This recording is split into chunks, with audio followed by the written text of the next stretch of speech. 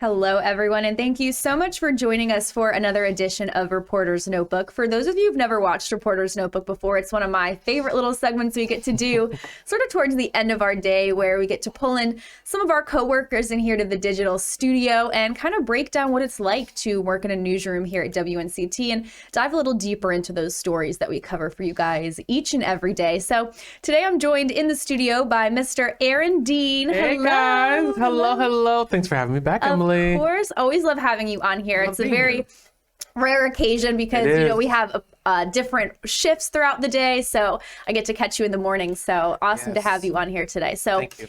This is Friday. It is the last Friday of February, which means we are wrapping up our Black History Month, our Honoring Black History Month, which we've been doing all throughout the month of February. And Aaron, you have a great story that you did today about some health statistics of Black Americans. So let's talk about that.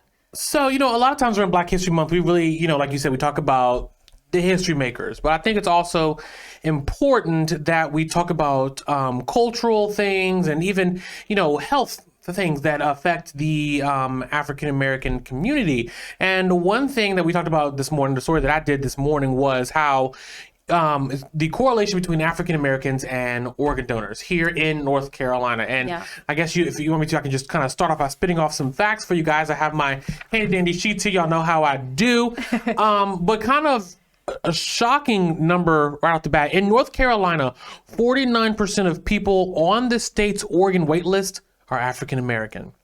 And so kind of, Emily, I'm kind of throw something at you right quick. Let's do a little quiz. Out of those 49%, what do you think is the organ that people are waiting for the most?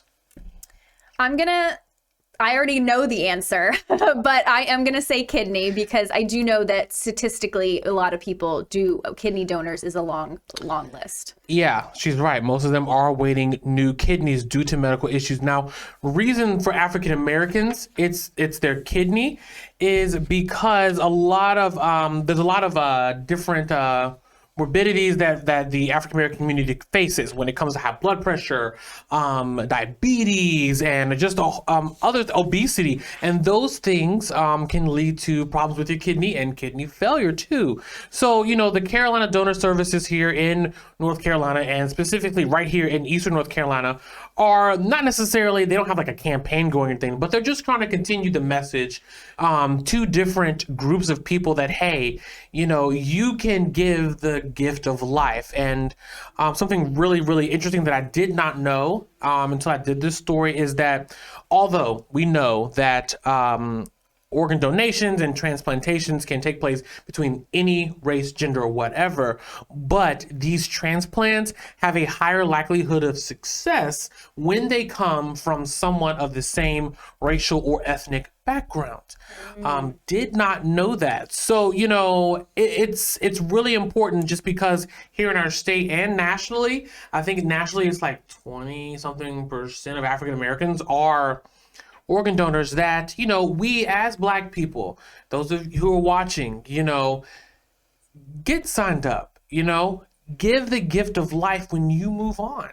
It's funny, my pastor from back home in Virginia says, you can't take it with you, Right. So why not gift it to someone else who can use it? Definitely. And that's really important what you said about, because I didn't know that either. The fact that it can be more successful with somebody of the same race as you or the same ethnicity as you. And I didn't know that. So bringing awareness to this and saying, hey, we need people of all descents to donate, because there's many people in need. It's not just one group of people. Everybody needs help. And statistically, like you're saying, the group of African Americans is a much higher percentage. And so, really bringing that awareness so that more people are aware and make that decision to donate can really save a lot of lives. And, in general, outside of talking about race, just in general, Emily,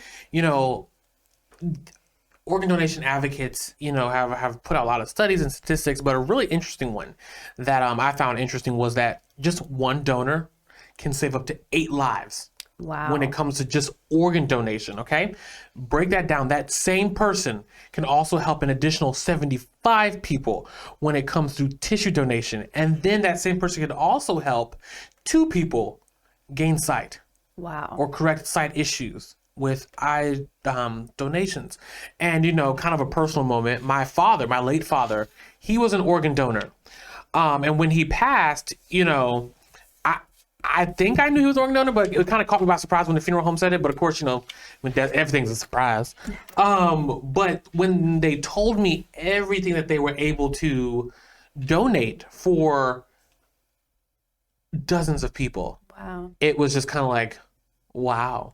Really puts it in perspective. It really puts it in perspective, and that was his wishes, and we respected those wishes and we went along with it. And of course, there are people with different religious beliefs and things like that, and Carolina Donor Services do work with those families in those situations. So if you're like, well, my religion says this, or I'm not too sure about this, just talk to them. Yeah. Just talk to them. It all starts with a simple conversation. They will help you kind of understand how the process works. And there's super simple ways, Emily, that we can all get signed up. You can do it when you go to the DMV. You can sign up online through Donate Life. And then there's another way. Can't remember. Sorry, it's been a long day. But you can check our website for that list of how to sign up to be an organ donor. Definitely. Well, you guys can check out more on Aaron's story at WNCT.com for some more of those statistics and more information on this story. And thank you, Aaron, so much for covering this. I think this is, a really important, not only, just for African Americans, but for everybody as well. It's very important to be aware of the opportunities that we have and the possibilities that we have to help others, long after we're gone. So thank you so much. Just one person can make that huge impact for dozens of people. That's amazing. Well, thank you so much for covering this story and bringing awareness to this, especially, as we're wrapping up honoring Black History Month. I think this is a really special message to get out there and awareness to bring out there. So thank you, Aaron, so much for covering this. Thank you for joining us. I know it is your time. You're ready for a nap. Yes. Well, we'll see you guys next time on Reporter's Notebook, and make sure to check out Aaron's story at WNCT.com.